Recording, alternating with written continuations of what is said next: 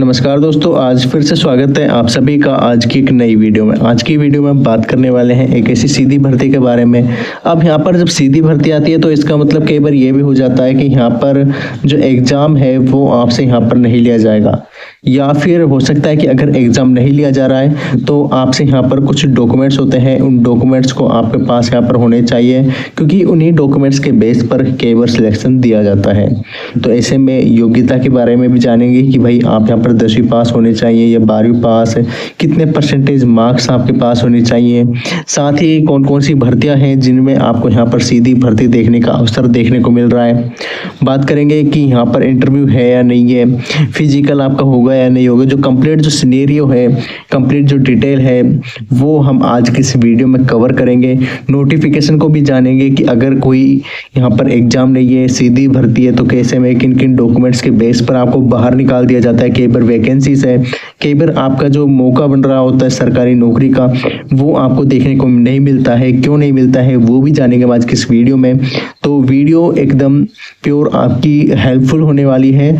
और अगर आप भी यहाँ पर 2026 में एक गवर्नमेंट जॉब की तैयारी कर रहे हो, आप भी यहाँ पर डेली बेस पर अपडेट लेना चाहते हो, तो आप मेरे इस चैनल को यहाँ पर सब्सक्राइब कर सकते हैं।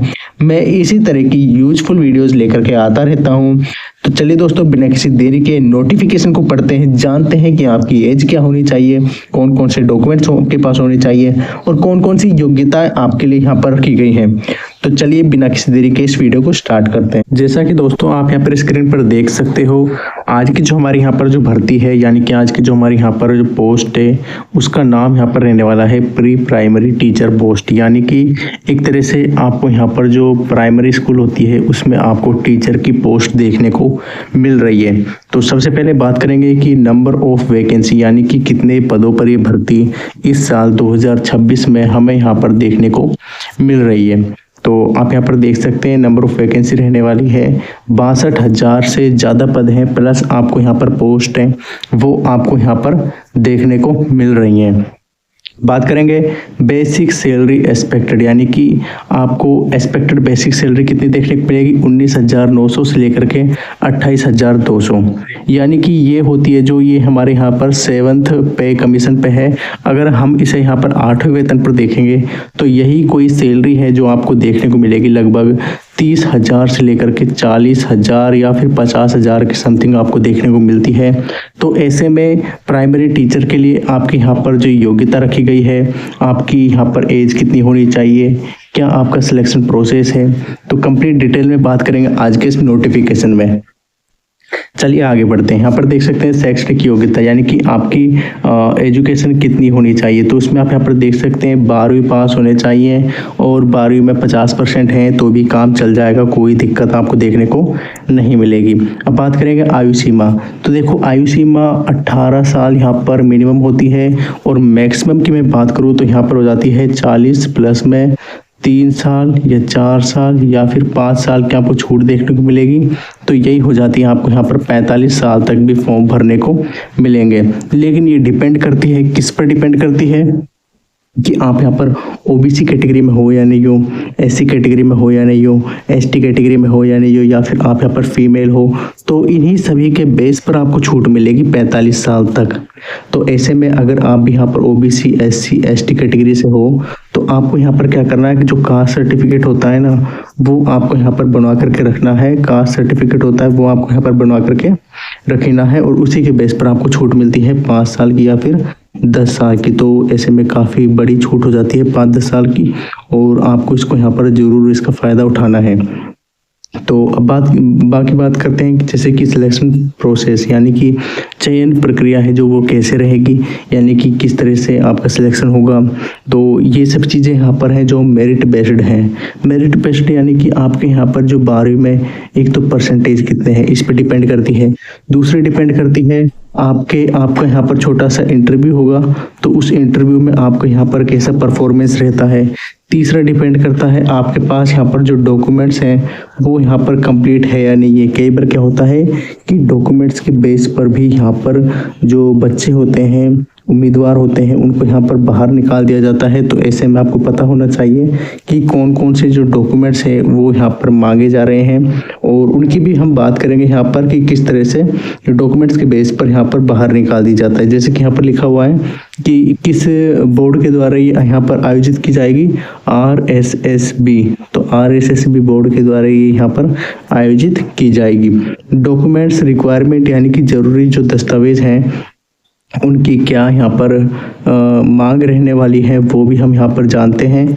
और चलिए देखते हैं कौन कौन से यहाँ पर डॉक्यूमेंट्स हैं यहाँ पर जो ज़रूरी मांगे गए हैं। तो पहली हो जाती है 10वीं या 12वीं की मार्कशीट। ये आपको यहाँ पर 10वीं और 12वीं की जो मार्कशीट है वो आपको यहाँ पर रियल होती है, जो हार्ड कॉपी होती है वो आपके पास यहाँ पर होनी चाहिए। जब भी आप इसका यहाँ पर फॉर्म फिल करें, जब भी आप यहाँ पर इंटरव्यू के लिए जाएँ, और जब भी यहाँ पर आपका डॉक्यूमेंट्स का वेरिफिकेशन हो। इसी के साथ ही यहाँ पर लिखा हुआ है ESC DSC कोर्स 2 वर्ष की मान्यता प्राप्त होना चाहिए। तो इसमें आपको यहाँ पर छूट देखने को मिल सकती है, और ये NSTC जरूरी नहीं है, हालांकि आपके पास होना चाहिए। तीसरा आता है आधार कार्ड। आधार कार्ड आपके पास यहाँ पर नेसेसरी है। मूल निवास प्रमाण पत्र के बेस पर आपको हो सकता है आपके क्षेत्र के हिसाब से आपको यहाँ पर कुछ छूट देखने को मिले, तो इसलिए ज़रूरी है। इसके साथ ही जाति प्रमाण पत्र इसके 3 छूट होती हैं। 3 आपको बड़े यहाँ पर फायदे देखने को मिलेगा। पहला मिलेगा यहाँ पर आपको एज में, दूसरा मिलेगा आपको यहाँ पर सिलेक्शन आपका यहाँ पर आसान हो जाता है, तीसरा हो जाता है फीस। आप भाई फॉर्म फिल करेंगे तो उसकी फीस तो लगती है, तो उस फीस में भी आपको, अगर आप यहाँ पर SC से हैं, ST से हैं, या फिर आप यहाँ पर OBC से हैं, तो आपको तो यहाँ पर इसको बनवा करके रखना है, इसको यहाँ पर अच्छे से मैनेज करना है, अच्छे से यहाँ पर बनवा लेना है। और यहाँ पर आपको दोनों ही बनवाने हैं, अपने दोनों ही बनवाने। एक तो सेंटर का होता है, वो सेंटर का भी आपको बनवा कर रखना है। इसके साथ ही आपको यहाँ पर स्टेट का होता है, तो वो भी बनवाना है, ताकि कोई प्रॉब्लम नहीं है आगे चलकर। बाकी डिटेल्स की बात करें तो देखो, आवेदन शुल्क तो यहाँ पर लिखा हुआ है 400 यानी कि आप यहाँ पर चाहे EWS MBC किसी से भी हो, आपको यहाँ पर 400 देने पड़ेंगे। SC ST को यहाँ पर 400, लेकिन जो जनरल कैटेगरी के हैं, OBC के हैं, भाई उनको तो यहाँ पर 600 रुपये देने ही पड़ेंगे। तो इस तरह से भाई अगर आपको यहाँ पर भी बचाने हैं 200 रुपये, तो आपके पास कास्ट सर्टिफिकेट तो यहाँ पर होना ही चाहिए। उसी के बेस पर ही आपको यहाँ पर छूट देखने को मिलती है। बात करेंगे कि प्राइमरी टीचर की जो भर्ती है 2026 की, इसके लिए आवेदन कैसे करना है। तो देखो, आवेदन की मैं आपको यहाँ पर सटीक जानकारी देता हूँ, क्योंकि काफ़ी सारे लोग होते हैं जो आपको नहीं बताएंगे कि ऐसे कर दो वैसे कर लो। तो मैं आपको बताता हूँ, आपको यहाँ पर गूगल पर जाना है। गूगल पर जाकर के आपको सर्च करना है सर्व शिक्षा अभियान भर्ती, सर्व शिक्षा अभियान। ये सभी आपको यहाँ पर किस में लिखना है, इंग्लिश में लिखना है वहाँ पर। तो वहाँ पर जैसे लिखेंगे तो आपको यहाँ पर वो वेबसाइट ओपन होकर के आ जाएगी। वहाँ पर एक ऑप्शन आएगा जॉब का ऊपर की साइड, उस पर आपको यहाँ पर अप्लाई करना है। और वहाँ पर आपको 3 भर्तियाँ मिलेगी, मेन 3 या 4, जैसे कि चपरासी की भर्ती, आपको टीचर की भर्ती, और बाकी कई भर्ती हैं। तो आपको यहाँ पर सभी के लिए अप्लाई कर सकते हो चाहो तो। बाकी अगर कोई फिर भी कोई प्रॉब्लम आती है कोई वेबसाइट चलाने में, किसी तरह के नोटिफिकेशन में, तो आप मेरे को यहाँ पर कमेंट कर सकते हो। मैं आपके लिए ट्राई करूँगा कि इससे भी बेस्ट आपके लिए अच्छी और सिंपल वीडियो बना करके लेके आऊँ। तो चलिए दोस्तों, फिर मिलते हैं अपनी किसी नेक्स्ट वीडियो में।